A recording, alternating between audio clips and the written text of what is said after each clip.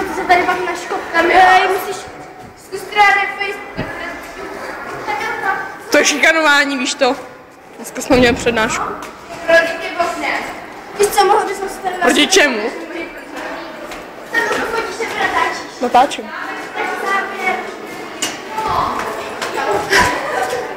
Díky za to. Mobilný sound. Fajně.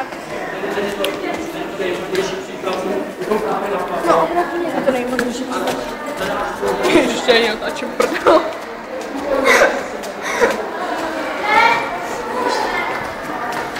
Bude jako drapy tady, tyjo.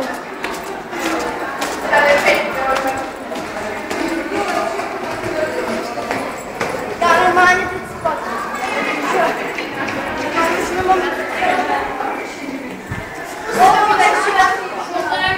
Skáčka nebo? Ale ty kozy budou záležet. Jaké kozy? To tam má tričko. Ne, že nedáme na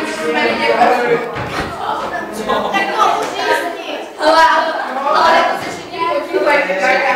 To je jedno. Budou vidět kozy. Želi tě. Jsem natáčela, se tam řval jak píči. Počkej, to mi ukážeš. Ale nejdu jí tam vidět, má tam podprsenku. Ale pusto. Ti proskou bubínky. Hej, ale čupám vylezu a říkám, ty píši, co mi tak zvolej. Jo, my tam pry. 3, 2, 1, teď. Ty pičo, ale jako fakt, že. Ty kuči, to je škoda, že já je nemám, já bych jim dal.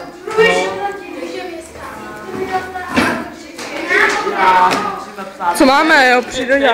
Jdeme jít za bočico. No jako ne, ty vole.